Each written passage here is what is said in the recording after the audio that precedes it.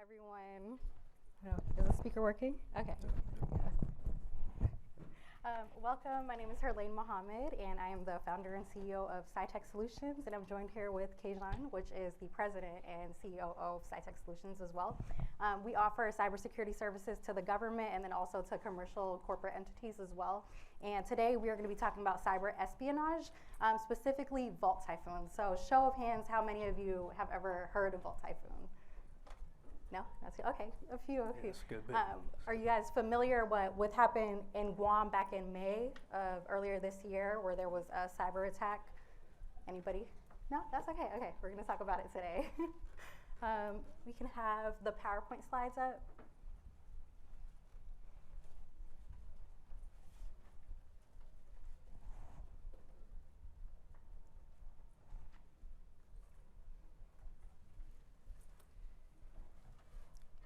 Are you able to show the very first slide on all the screens? No, just the one behind you. Okay. We're going to move a little bit to the right. Can we move this? Is there a way to move it over so they can see the screen?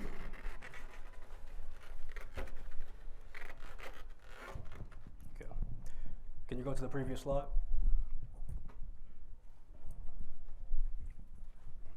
Okay, this slide here, if you want to view these slides on your phone, your tablet, your laptop, and after the event, you can go to the tiny URL link, click on it, and you'll have these slides.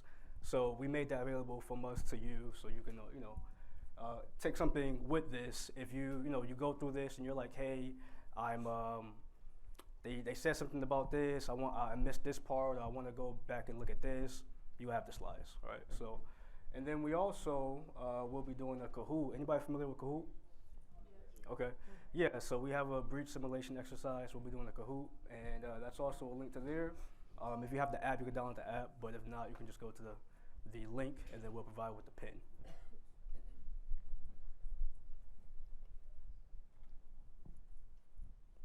All right, next slide. Okay, so today we are going to be discussing cyber espionage. This is titled Cyber Espionage Unveiled, and we're going to do a deep dive into living off the land techniques. And we wanted to do a lab workshop with you guys, but given the time and not knowing everybody's skill level, it didn't work out. So in the future, we are going to be offering technical labs, and we'll have an expo table booth that you guys can come sign up if you're interested in doing like hands-on technical work. And then for today, we're just going to do an interactive Kahoot, which is question and answer lab with you guys. We do have a winner for today, so I can show them the book and the t-shirt. Whoever wins for today will be getting a t-shirt, which is Tech Solutions, and then a cyber warfare book. And then did everyone get a workshop booklet? No?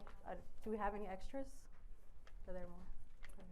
We'll pass them out. If Marwa is going to be passing them out if you guys need any more. But for the people that do have them, if you want to do a quick walkthrough of there, this is a timeline of an attack process for living off the land, which we're going to go over within the PowerPoint.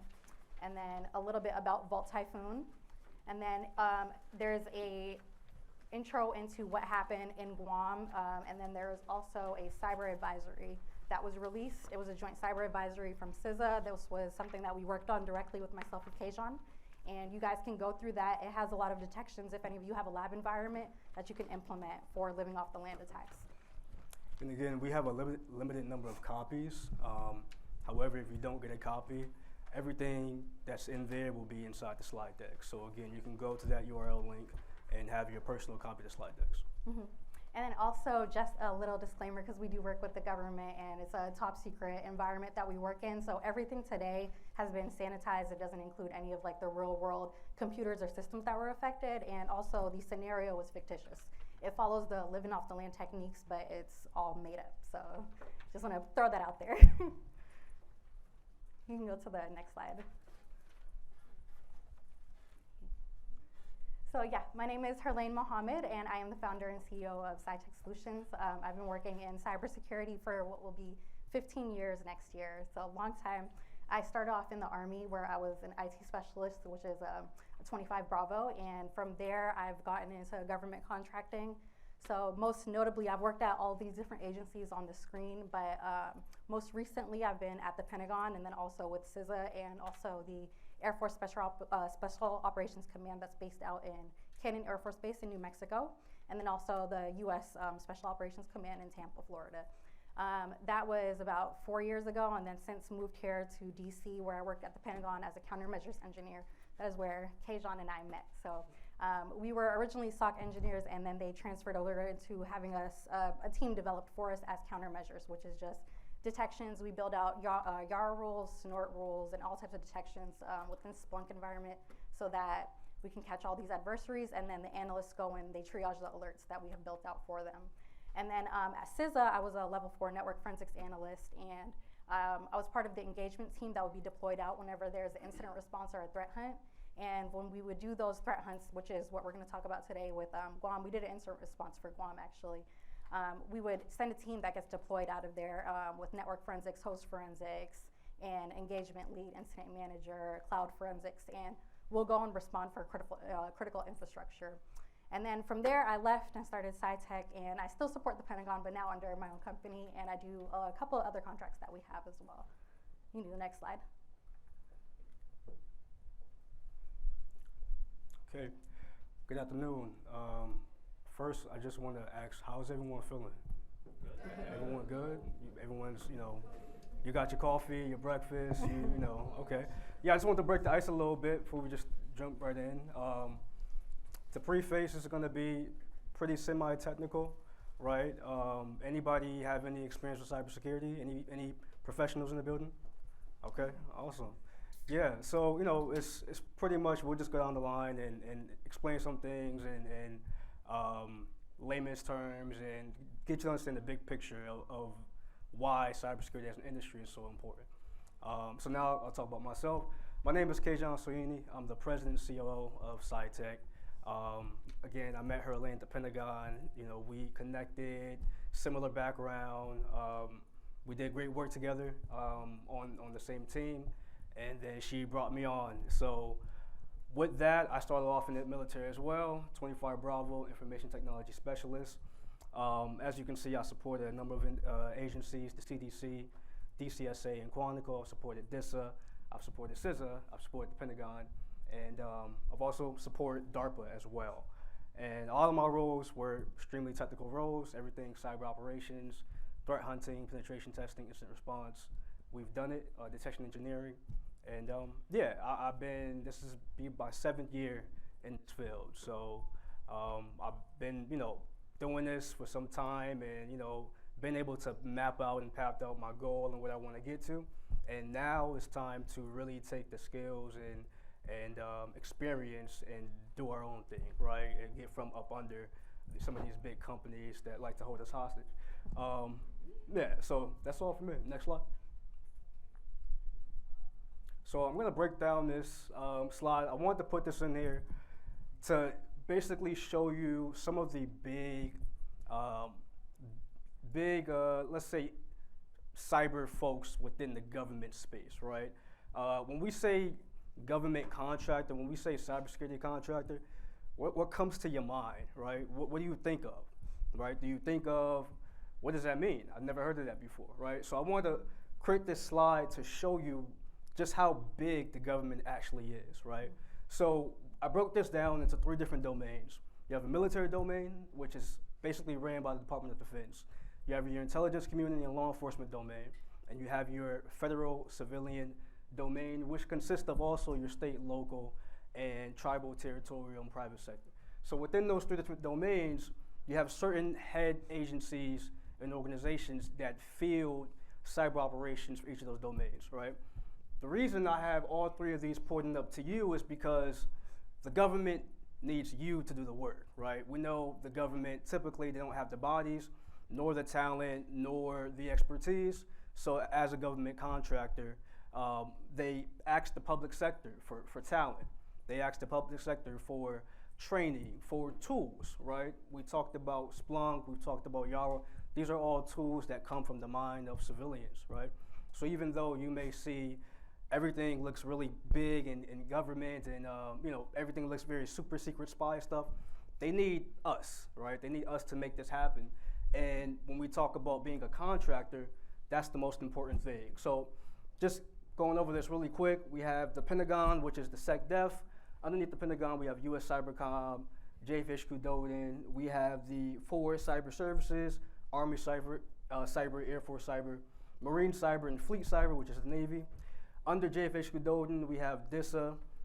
DISA supports 10 combatant commands, supports the White House, and supports the Pentagon, Chief of Staff. Going to Intelligence Community and Law Enforcement, we have the Director of National Intelligence, that will be ODNI office. Under that, we have NSA and DIA. As you can see, these 2 arrows are pointing both to NSA and DIA because they're both DOD and they're both intelligence organizations, right? We have the FBI, we have the CIA, we have Secret Service, and we have NCIS. This isn't everybody, but these are the most important players. You'll see them everywhere. FBI does law enforcement, NCIS, Air Force Office Special Investigations, Secret Service, they do law enforcement engagement, and they actually have the law enforcement authority to go and arrest some of these hackers, right? You might have seen this on news or television. Department of Justice is always bringing up charges to bad actors out there in the wild. And then the last one, we have Department of Homeland Security, and we have CISA. And we also have Department of Justice. CISA has been dubbed the agency's premier cybersecurity organization. Not only does CISA serve on the technical front, but it also serves on compliance, regulatory compliance, audits, congressional mandates. Anything you think of when Congress and Senates and House Representatives tell, hey, we need this done, they go to CISA for it. And CISA engages the greater community, whether that's the public sector or the private sector, right? Anybody familiar with the new SEC mandate that says all publicly traded companies must now report cyber incidents, right? Now that's very, very important, right? Whether you have a financial company, a healthcare company, we're dealing with PHI, Protected Health Information, PII. If you have a breach and you fail to disclose that breach, you'll be in trouble by the government and also by law enforcement. In fact, a couple of years ago, you might have remembered the Uber CISO who failed to release a breach that happened to the Uber organization. He was actually the first CISO in recorded history to be prosecuted by district attorneys, right? So it's real, it happens. CISA provides free cybersecurity services using your tax dollars to 250 plus federal civilian agencies and also state, local territories. So I don't care if you are DC City Council, I don't care if you Virginia State Congress, if you are, what else is out there? Anything, if you are John Hopkins, if you're Georgetown, if you have a cyber incident, CISA will help you. They will respond for free, and then we also do critical infrastructure, right? So that means water, electricity, gas, anything that can affect our livelihood as individuals, CISA responds to that, right? And yeah, so any questions on that? We're going to take questions actually in Suite 6 after this. Once this is over, they're going to move us out there because there's going to be another workshop in here. Okay. You can go to the next slide. Okay, so we're going to be talking today about a U.S. critical network infrastructure and telecommunications company that had a major cyber attack earlier this year. That was in May of 2023. We wanted to go to the links for you guys, but we're not able to go there. But just to give a little bit of background, we can't say which actual telecommunications company it was because that wasn't disclosed. It was a major event, but an example of that would be like DC Pepco, if everybody's familiar with Pepco. Imagine them getting hacked and being compromised. The entire area in the DMV would then be compromised, which happened in Guam. It's a very small country. I think it has 170K inhabitants within it, so you can imagine it wasn't the best for everybody that was there on the island. It was completely compromised. Why Guam is a key player is because of the East Asia Pacific region. It's closest to China that we have, and then China's trying to eventually seek sovereignty over Taiwan, and so we believe it was a Chinese APT group that had done the hack on Guam, and we believe it was like a territory that they want to be able to get critical information from in regards to the U.S. So that was why it was a really big event for us. And then the Five Eyes Coalition, I don't know if anybody's familiar with that here, but the Five Eyes Coalition is basically the United States, Canada, Australia, New Zealand, and the UK. And they made a coalition basically to do information gatherings for security networks and purposes. So on the cyber advisory that you guys see, we worked with them on this project as well. And it was the NSA, FBI, and CISA that was response, and we were sent to be deployed to it. So I was part of the CISA. I led the network forensics team that was out there. And Kajohn also worked at CISA as well, but he was part of the adversary pursuit. So his was more threat hunting. They did the initial threat hunting and threat intelligence gathering for this. And usually when it comes in, we don't know where the adversary is from originally, and then that goes to like a rogue team, and then it gets sent to Kajohn's team once we found out they're from China, because he was the blue team lead and they do China as well. So we kind of worked on it from two different lenses. You can go to the next slide. And then these are just some photos from Guam. I just want to kind of show you guys the lifestyle also, because it's not always just work. You know, we want to have fun and enjoy ourselves as well. But this was right around, I think May 14th was Mother's Day of this year. So it was on a Friday, just left work, and my mom was on her way here to town, just to set the scene for you guys. So she was going to come and stay, you know, the whole week for me with Mother's Day, and we're going to go celebrate. And then we got a call that, you know, things ramped up and we needed to go and be deployed to Guam immediately. So they gave us 24 hours to leave. So I ended up taking my mom with me to Guam. And so she enjoyed her Mother's Day out there. And then a couple of other things we got to do, something really fun was skydiving. That was my very first time going. It was a bucket list thing that I wanted to do. And we got to skydive with the team that was our engagement lead and the incident manager. And then the last thing that I wanted to include, because it was something we didn't take into account, you know, when it's a real world event, you have 24 hours to deploy and get out there. There was a typhoon, a super typhoon that hit Guam while we were there. And so the joke is always that we got hit by two typhoons, which was Volt Typhoon and then also Typhoon Mawar, which is a funny one that we always like to say. But you can go to the next slide. Okay, and today we're going to be talking about living off the land attacks. So a living off the land attack essentially involves legitimate tools that are being used and being disguised within the environment that the hacker is using to make the detection more challenging for the engineers. It usually involves some sort of tool misuse. It also involves it being a native Microsoft tool that's being used. It could be like a WMI, PowerShell, command line interface, or any Microsoft documents. They also involve fileless execution. So there's in-memory techniques that are involved in it, and then there's no actual malicious files on a disk. So that evades the traditional antivirus scope, so it won't pick it up because there's not really any malicious files for it to be able to search through. There's also some form typically of credential theft where they are able to extract the credentials from the compromised systems, and they're using valid computer accounts to be able to do the lateral movement within the network itself. And then there is typically a minimized footprint, so that's what makes it really hard to be able to detect. So similar to like a ransomware attack, you're going to be getting alerts when there's a ransomware attack. You won't get any types of alerts when it comes to living off the land binaries, and so they can be in the system for, I've seen almost like 10 years at one point, where the attacker is just getting information and gathering it from the companies for that long without going undetected. So it is something that we really need to be prevalent, be able to search for when it comes to analysts. You can go to the next slide. And to further add to what she's saying, most of what happens on your PC, whether you're a Windows user, Linux user, or Mac user, you never see it, right? Mm-hmm. All the processes in the background, when you open up a Word document, you open up Word.exe, right? You're not knowing what's actually going on in the background. So imagine if that Word.exe is actually communicating out to a malicious hacker server or something like that, sending your data, keylogging your keystrokes, stuff like that. So this is why this is very important, and living off the land is probably the most devastating type of TTP. We'll get into that a little bit later. But basically, the type of cyber attack is very detrimental and devastating, because it looks like normal activity on your PC. You'll never know, right? So that's one of the reasons why we want to be very cautious about how this works and how to detect it and understand it. It's also not an easy thing to do, so that's why you have APTs, which are advanced persistent threats. They're typically well funded. They have the resources, the knowledge, the funds, and to carry out these type of attacks, right? So all these executables or processes are actually legit processes on Windows machine. The problem is they can also be used for malicious purposes. And that's basically the goal of living off the land attacks and why we need to understand some of these binaries. Scheduled task is also pretty interesting as well.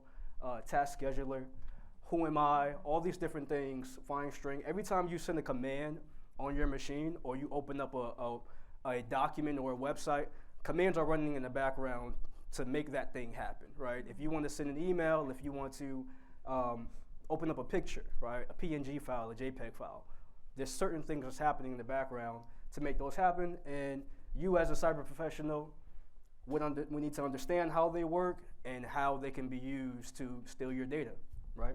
Next slide. So a little bit background info on Volt Typhoon. They were previously known as Insidious Taurus. They are a state-sponsored threat actor from the People's Republic of China, and they were first detected about 2 years ago. And this little diagram here shows, it's not Volt Typhoon related, but the different major key players that are attacking the US. So there are 34 countries that are suspected of sponsoring cyber attacks against the US. You can also see what I thought was funny was a little insider threat on the US itself. And then from 2005 until now, it has been China, Russia, Iran, and North Korea that are the major ones that are targeting us. I think about 77% is of all suspected operations come from those 4 countries. So those are the ones that the government really wants to go after, that we monitor frequently. And then majority of these attacks typically are for espionage purposes, especially coming out of China. Some of them are for financial gain, so you'll see a lot of that with the ransomware countries, like Iran being one of them. But for this purpose, we're going to talk about espionage. You can go to the next slide. So this is the cyber advisory that was sent out from the work that we did while we were in Guam. And this cyber advisory gets sent out to all the government agencies. The way it works with CISA is they have to then implement everything that we put in as a detection in their environment to make sure that they are not compromised. So Henry, I'll have you come join us real quick. I just want to introduce Henry. He is an intern at the Pentagon, and we work with him, and he implemented this CSA that was sent out. So CISA, we worked on this, got it sent out, and I just wanted him to talk a little bit about what you guys did with it at the Pentagon. So using the CSA, I was able to read through it and look at different types of IOCs that were implemented, and we can either use Microsoft Defender, use Splunk. For my instance, I used Splunk, and using Splunk in an IOC that was given off of the CSA, we were trying to look at any traffic, any activity that looked normal, but we could also see if there was malicious intent behind it. And while living off the land attacks is pretty difficult to check, using dashboards and using Splunk, it's easier to detect as an analyst or an incident responder. And with the help of Huralain and Kajohn, it was pretty helpful for our contract. And we just want to say, Henry is a rising star. Yes. I wouldn't be surprised. I wouldn't be surprised if in a few years he's up here giving an even better presentation. Yeah. This young man is he's going to the top. Right? Henry, do you mind sharing your age? I'm only 20 right now. Yes, yes. So it's just we wanted to have him as an example to show you guys that cybersecurity is for everybody of all skill sets, all ages. And Henry started off as an intern. He was in college, or about to graduate, I think, coming up soon, yeah. So he's actually going to get a full-time position at the Pentagon, so congrats for that. We're excited to have you on there. You can go to the next slide. Okay, and this is anybody here familiar with the Mitre attack framework for cybersecurity? Okay, yeah, thanks. So this is basically a Mitre attack framework following the processes for the living off the land techniques. And basically, the attackers will leverage the SOHO devices, which are small home office or small business devices that are able to be compromised, basically mom and pop shops. So Guam itself is a very tiny country, so they have a lot of the local people that own a lot of the infrastructure or telecommunications companies, and they run it as small business families, essentially. And they were able to access it through a unknown exploit targeting Fortinet devices. And then they use the WMIC, PowerShell, and all the command line interface tools to be able to blend in without raising suspicion. Then they were able to escalate their privileges and move laterally within the network. And they were there for a long time. I can't say the exact number, but they were there for a very long time. So, China's been gathering this intelligence for a long time from Guam, which is an issue for us. But they haven't made any moves on the intelligence that they've gathered as of yet. We are waiting to see. then they will have some sort of remote information or discovery that they'll do to be able to target, create a network topology, essentially, of the environment and see what they have available to them to be able to exploit. Identify any critical info in there, and then the valuable assets that they need, and then they'll do the data exfiltration, where they'll collect the data that they need out of there and get it sent back to them. We can go ahead and start with the Kahoot, because I think we're running short on time. But the next few slides just go over this process in detail, so you guys can go ahead and access that to look over. But we can get started with the Kahoot if you go to slide 18. Everybody, if you have like a computer or a phone, just go to kahoot.it.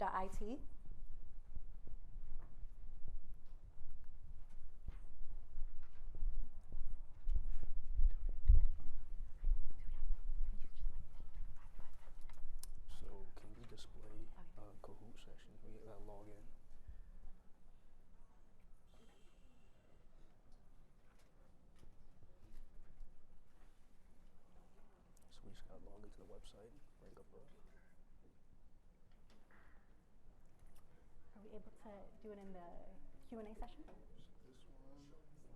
No, we can move over to the Q&A. Oh, we okay. gotta go to. Let me go to. No, it's one of those. It's on the slide. Yeah, it's not. Yeah, it's actually the first slide. Kajohn, we're actually going to move over to the Q&A session because we are a little bit over the time. Okay. So we can move over. If you guys are interested in doing the Kahoot, come over to Suite 6. So we'll be in there. We'll do question and answers and do the Kahoot in there. Thank you. All right, we're gonna move over.